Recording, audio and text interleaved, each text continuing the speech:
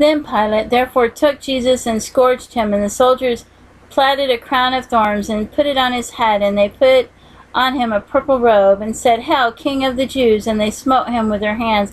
Pilate therefore went forth again, and said unto them, Behold, I bring him forth to you, that ye may know that I find no fault in him. Then came Jesus forth, wearing the crown of thorns and the purple robe. And Pilate said unto them, Behold the man! When the chief priests therefore and officers saw him, they cried out, saying, Crucify him, crucify him. Pilate saith unto them, Take ye him and crucify him, for I find no fault in him.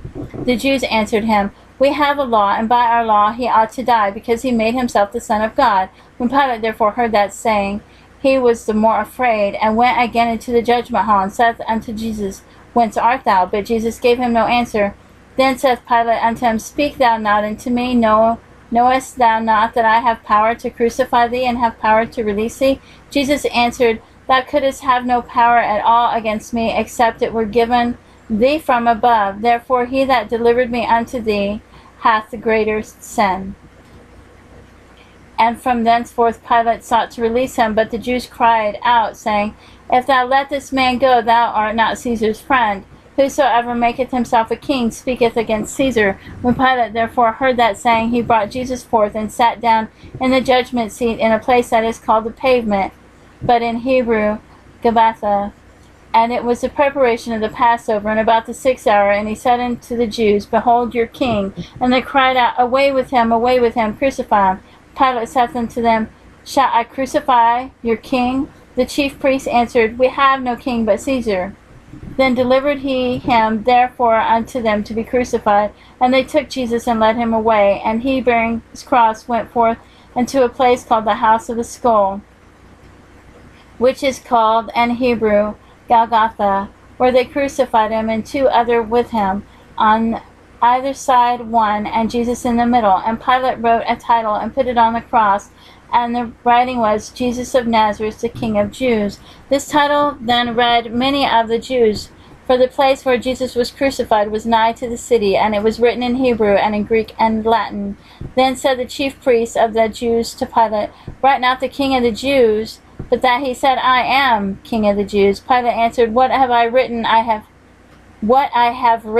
have written. Then the soldiers, when they had crucified Jesus, took his garments and made 4 parts, to every soldier a part, and also his coat. Now the coat was without seam, woven from the top throughout. They said therefore among themselves, Let us not rend it, but cast lots for it, whose it shall be, that the scripture might be fulfilled, which saith, They parted my raiment among them, and for my vesture they did cast lots. These things therefore the soldiers did. Now there stood by the cross of Jesus his mother, and his mother's sister, Mary the wife of Cleophas, and Mary Magdalene. When Jesus therefore saw his mother and the disciples standing by whom he loved, he saith unto his mother, Woman, behold thy son. Then saith he to his disciples, Behold thy mother. And from that hour the disciples took her unto his own house. After this, Jesus, knowing that all things were now accomplished, that the scripture might be fulfilled, saith, I thirst. Now there was set a vessel full of vinegar, and they filled a sponge with vinegar, and put it on a hyssop, and put it to his mouth. When Jesus therefore had received the vinegar, he said, It is finished. And he bowed his head and gave up the ghost.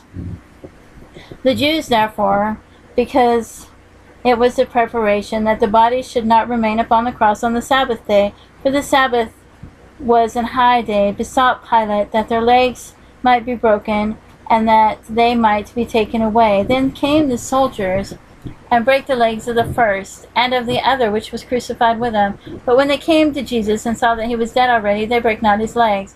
But one of the soldiers with a spear pierced his side, and forthwith came there out blood and water.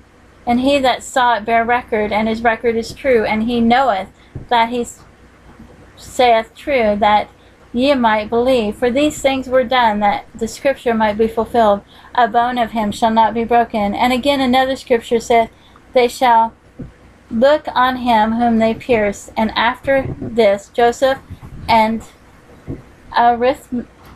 Arimathea, being a disciple of Jesus, but secretly for fear of the Jews, besought Pilate that he might take away the body of Jesus, and Pilate gave him leave.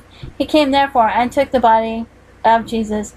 And there came also Nicodemus, which at the first came to Jesus by night, and brought a mixture of myrrh and aloes, about 100-pound weight.